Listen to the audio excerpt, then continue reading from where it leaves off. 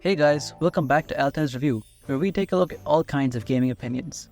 There have been quite a few new ideas in recent games, a lot of them being fairly risky experiments. But I think this newfound creativity is inspired by games like Legend of Zelda that challenged gaming tropes and tried something outside of the usual game structure. Tears of the Kingdom may have set a new bar for such creativity, but I really want to give credit to Breath of the Wild for testing the limits of game design in a time where every game became generic and safe. So let's see what Breath of the Wild actually did. As every genre of games has developed, we've seen a few trends emerge in different kinds of games. Battle Royale, linear adventures, and open world games all reached a point where certain gaming tropes became commonplace in a certain genre. Open world games were arguably the most affected by this idea, since an open world is the most demanding type of setup. Every game had quest markers, side quests, collectibles, level-locked areas, and map towers that kept all games looking the same.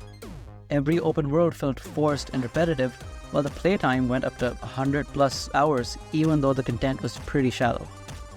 But none of these games introduced anything out of the box.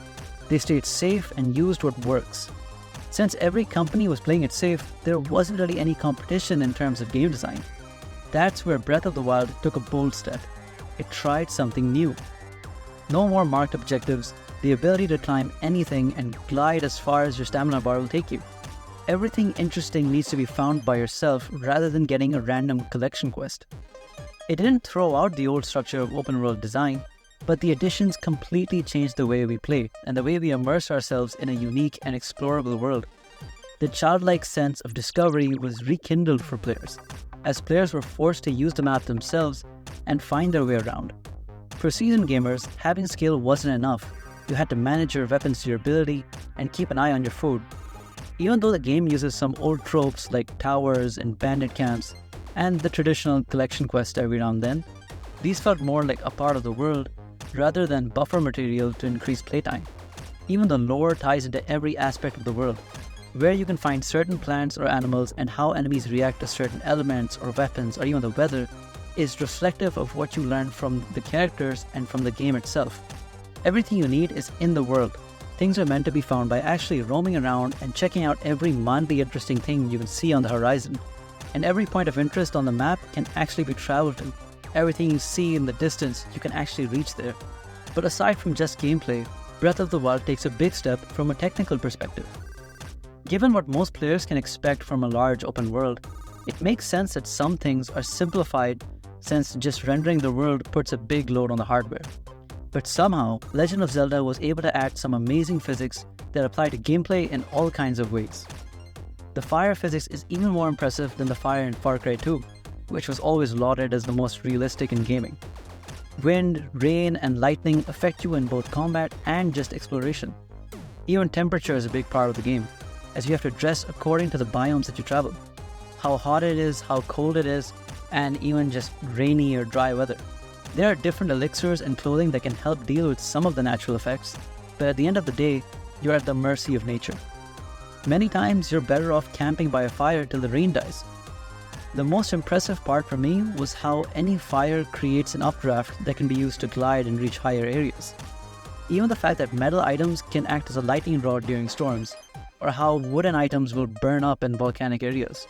It shows the focus on detail and the reactive physics that they've created in this game.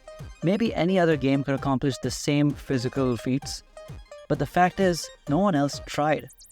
Even for games like Red Dead Redemption 2 or Elden Ring, it's possible they may have gotten some ideas from Breath of the Wild, considering the temperature mechanics and the unmarked map for each game. Breath of the Wild and now Tears of the Kingdom have reignited the creativity of developers to try out new ideas and to trust the concepts that seem fun. Games can convey some very deep emotions and challenge the brain, but at the end, a game is still a game. It needs to be fun. Whatever fun and original games are releasing these days, except for indie games that always seem to have some groundbreaking ideas, it's hard not to credit Breath of the Wild for pushing AAA games to be more than just copy-paste titles and remakes. Breath of the Wild had its limitations, but it was able to create a nearly limitless form of exploration while keeping some control of the player. Even if I solved a problem in the unintended way, it never felt like the developer didn't expect this outcome. They just gave me the room to try to be creative. Even in Tears of the Kingdom, it seems like the developers have created a sandbox that won't break the game or the intended paths. It will just give players enough freedom to experiment with all the strange abilities. Breath of the Wild is able to make sure you pass through all the most important areas and informs you of the more rewarding areas you should check out.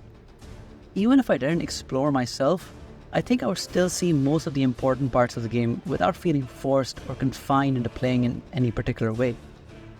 This game should be seen as kind of revolutionary in terms of game design, not because it was the first to be creative, but because it took the risk of being creative in a time where all games were clones of each other. Hopefully, we'll see more unique games that challenge our perspectives and reinvent some old tropes. We can already see how Tears of the Kingdom and Baldur's Gate 3 have thrown some interesting new mechanics into the RPG formula. And maybe there will be more games that reinvent genres like FPS and strategy. Ultimately, I think it's important to give credit to games that introduce new ideas. I heard a lot of comments about how Tears of the Kingdom makes Breath of the Wild obsolete, and how Breath of the Wild had so many flaws. I think Breath of the Wild is a great game even in comparison to Tears of the Kingdom. Given its own leniency and restrictions, Breath of the Wild provides a different experience from Tears of the Kingdom, and that kind of difference should be acknowledged. Tears of the Kingdom was able to go 200% into creativity because of simpler risks, and Breath of the Wild worked out. And Breath of the Wild is still a game worth putting tons of hours into even today. But that's just me ranting about Breath of the Wild. It's good to see that so many of the newest titles are turning out to be some very original and unique games, and I hope games continue to be creative and innovative. I'd love to know what you guys think, and let me know what games you want to hear about in the next video. If you enjoyed this video, please like and subscribe. I hope I see you here again.